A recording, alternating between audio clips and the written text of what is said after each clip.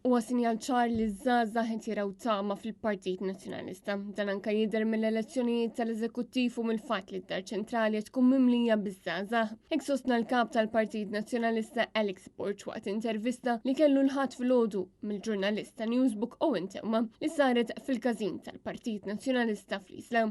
L-ammont ta' nies u żgħażagħ illi qed jieħdu sehem fil-partit u li qed ikunu d-Dar Ċentrali ta' kuljum u nies ġodda li qed jersqu lejna biex jagħtu l-kontribut huwa impressjonanti. Ġifieri jiena onestament ma kontx nistennija, però huwa sinjal ċar li dawn qed jaraw tama fil-Partit Nazzjonalista.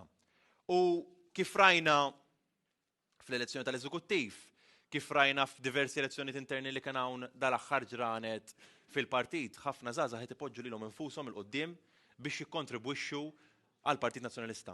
Fejn ikkonferma li hu se jkun qed jikkontesta fuq id-distrett ta' Għawdex għax din il-lokalità kienet għada u tibqa' ferma l-qalbu. Alex Borch ġenna l-Partit Nazzjonalista offra li tal-ħbiberija fir-rigward ta' trasport tal-massa. Dan kif hemm bżonn li ż-żewġ partiti jpoġġu flimkien u jitkellmu mal-esperti biex tinsab triq il-qudiem biex tissolva l-problema ta' traffiku. Nafu x'direzzjoni rridu nieħdu min-naħa l-oħra tal-gvern ħadd ma jaf fejn irid imur. Kulħadd direzzjoni differenti għalhekk il-poplu issa qed jirrikonoxxi l-ħidma tal-Partit Nazzjonalista u qed jersa iktar lejna għax qed nagħtuh tama, qed nagħtuh direzzjoni, qed nagħtuh fiduċja. Mistoqsi mill-ġurnalist dwar il-budget il-kap tal-Partit Nazzjonalista Alex Borch spjega kif l-ikbar sfidi li qed jiffaċċja l-poplu ftit li xejn ġew indirizzati. U fost dawn l-isfidi hemm l-għoli tal-ħajja, il-mediċini out of stock, operazzjonijiet pendenti, nuqqas ta' sptarijiet ġodda u nuqqas ta' viżjoni ekonomika dwar kif se tiġi indirizzata l-overpopulation. Kieku kelli l-opportunità iva li aħna nwettqu budget, konna nsemmu diversi affarijiet li diġà semmejna aħna bħala Partit Nazzjonalista anke mill-oppożizzjoni. Jiġifieri jekk nitkellmu fuq il-Child Trust Fund illi nagħtu 5,000 euro lil kull wild ġdida li titwieled, mhux ovvja li nagħmilha. Mhux hekk biss iżda Alex Borch żvela kif il-gvern ta' qabela daħħal legal notice ġdida u spjega kif din se twassal biex il-mediċina tiġi tiswa aktar. Dan b'differenza l-gvern ġdid nazzjonalista li jkun qed joffri l-anzjani servizz ta' tabib b'xejn.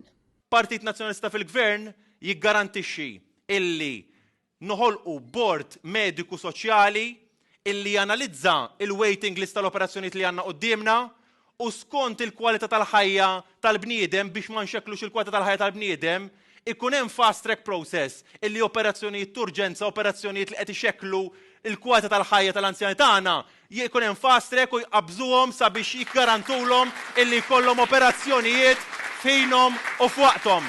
Partit Nazzjonalista fil-Gvern jara illi iħallaslek it-tabib tal-familja tiegħek biex inti jkollok kontinwità fil-mediċina, fil-kura medika tiegħek.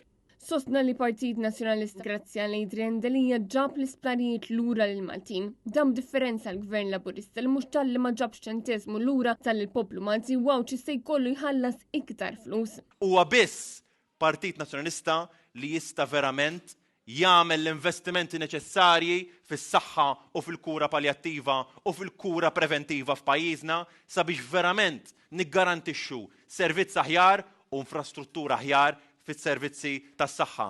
Sa l-Gvern ġdid Nazzjonalista jsib bilanċ bejn l-ambjent u l-iżvilupp u staqsa għalfejn il-Gvern ħabbar il-proġett tal-White Rocks wara id-diskors tiegħu tar-replika tal-baġit. Issa verament il-Gvern irid li dawn jiggarantihom bħala open spaces, ejja verament nagħmlu open spaces mhux 20 sena oħra, imma nibdew nagħmluhom minn issa.